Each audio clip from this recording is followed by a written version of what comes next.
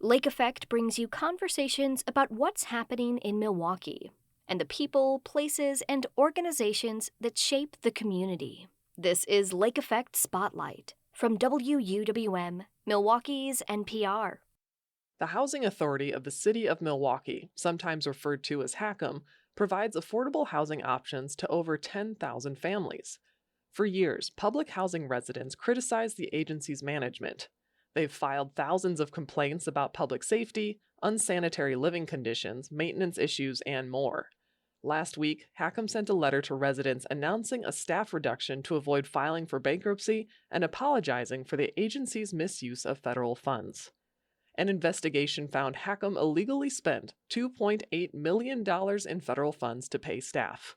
The agency's former leader, Willie Hines, recently retired, and former deputy director and chief financial officer, Fernando Aniban, also resigned. Now, under new leadership and with newly appointed board members, HACM hopes to turn things around. Former Housing Authority resident Charlotte Hazlett recently became chair of the board. She joins WUWM's Eddie Morales to talk about the agency's next steps.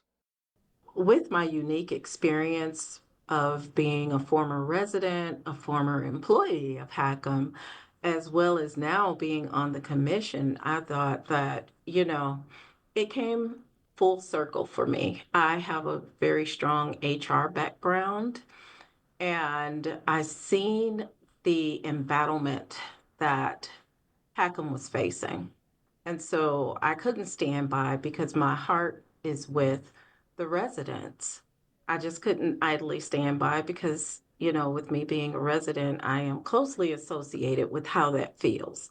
The feeling of being marginalized or not being heard. So I wanted to be a part of that solution to turn things around, which is why I chose to be on the Board of Commissioners. Yeah, thank you for that. The Housing Authority recently announced that it's partnering with the Federal Department of Housing and Urban Development, also called HUD, on the Milwaukee Recovery Plan. And that's coming after the Housing Authority illegally used $2.8 million in federal funding to pay for administrative costs under previous leadership. So, what are the repercussions of that? And will any current or former Housing Authority leaders or board members be held accountable for that? Well, I'm not quite sure of what the consequences are altogether. We are working closely with HUD. For us, the primary thing was one, to discover it, to figure out what was happening. And as soon as it was discovered, Eddie, we shared that publicly. Now, it was as dismal as it was. We wanted to be as transparent as possible with everything that we're uncovering because that's the only way that we can heal and move forward as a better organization, right? So we're working closely with HUD. As you know, we executed the agreement on January 31st, and we are working on a current sustainability plan.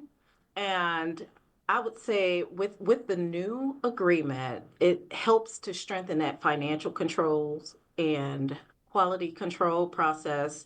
It enhanced tenant services and improved housing conditions, increasing the occupancy rates as well as improving collection efforts and establishing clear timelines and reporting progress transparently. So we are focusing on how do we get out of this. Yes, I don't know how we got here. I can be honest with that, Eddie. It's bewildering for it to have carried on as long as it has, just to be discovered now under this new leadership. But we are committed to turning these things around to the best of our ability. And with our new board of commissioners, their passion and their commitment, their talents is, married with or partnered with the changing of the executive team and leadership of HACM. I strongly believe that we can certainly meet the new demands of HUD and create a sustaining organization that we can be proud of once again.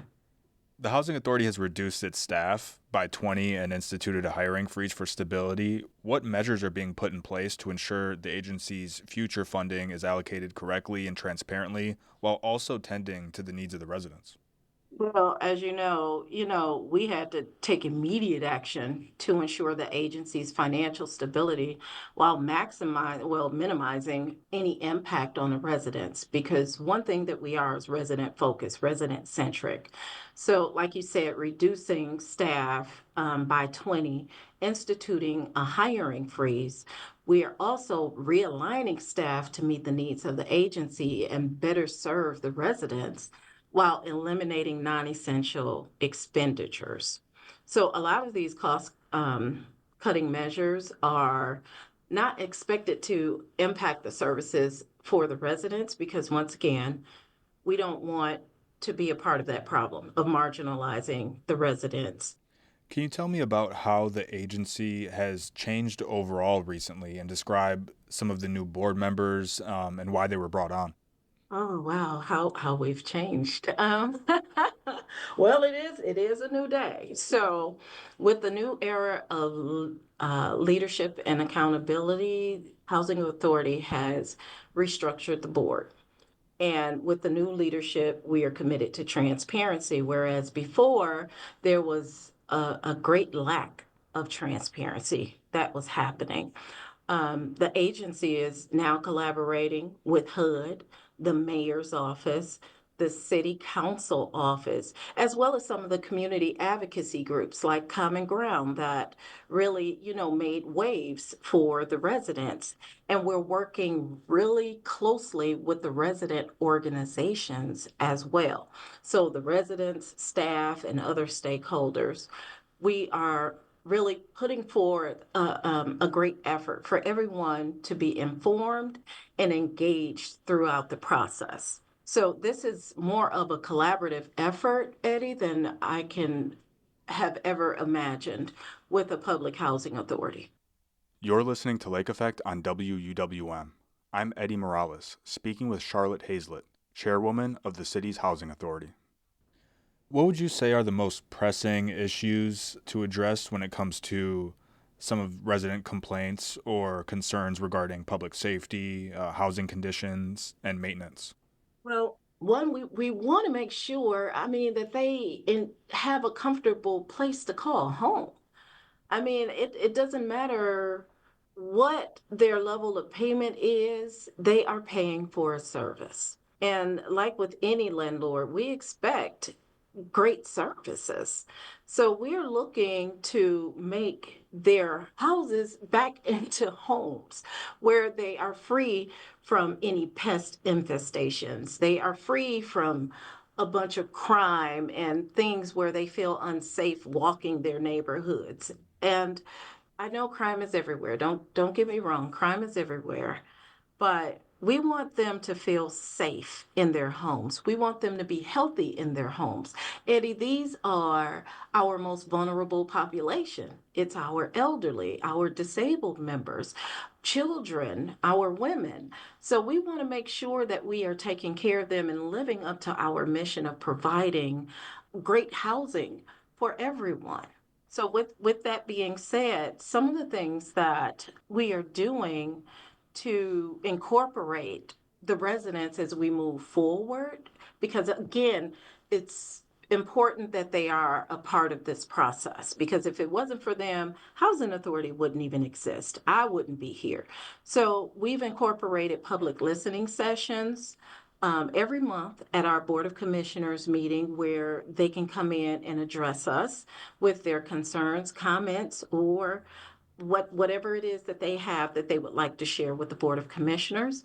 We have the quarterly listening sessions at the Housing Authority developments, which will begin on February 26th at Beecher Court in the afternoon. And we're inviting all residents to come out and to be heard, and we can have that platform for them. And again, restoring that power back to the resident organizations that are housed within every development and ongoing dialogue with those resident organizations will continue, as well as additional opportunities for resident engagements to be explored. So there are some subcommittees that we are working on right now, like ad hoc committees of our Board of Commissions, that we would like to have residents represented around the table as well. So we are creating platforms for them to be even closer with the Board of Commission to be heard, as well as be incorporated into the new era of sufficiencies and stability and just greatness overall for the Housing Authority. Does the Housing Authority look at other agencies in the region or in the country as a reference to what works and doesn't work? I'm just curious about that. That was one of the things that the Board of Commissioners placed upon the executive team is to look across the country. We're even working with HUD. What's going well? What isn't going well? What can we implement or emulate, right away, or model ourselves after? So we don't want to reinvent the wheel. If there's someone out there that's already doing the work and they're doing it well, and it's things that we can incorporate into what we are trying to achieve, going back to a high performing public housing authority, then yes, because it's not a one size fit all, Eddie. You have some housing authorities that have a great maintenance crew. What are you doing? And then there's someone who has a model, you know, finance department that really has its model, it's a standard, or it's exceeding standards. Those are the housing authorities that we are looking to partner with and to work with. And our team is already a step ahead by identifying who and what those housing authorities are and where they are in the country and how we can collaborate. What do you hope the agency is able to accomplish in 2025? I have such ambitious plans, Eddie. I'm hoping ultimately to rebuild the trust with our residents and other stakeholders, because we've dropped the ball and there's a compromise, that well, I wouldn't say a compromise, but there are some things that has contributed to the mistrust. So I'm hoping to rebuild trust and strengthen our operations by one, over communicating with our stakeholders and being brutally transparent, where yes, a lot of this stuff is embarrassing to uncover, but this is where we are.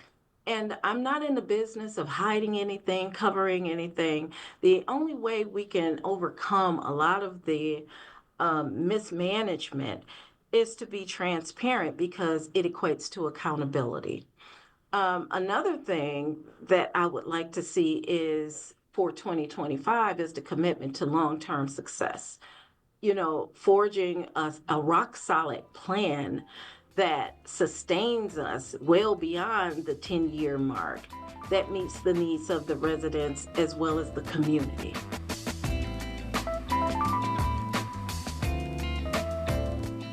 Charlotte Hazlett is the chair of the Board of Commissioners for the Housing Authority of the City of Milwaukee. She spoke with WUWM's Eddie Morales.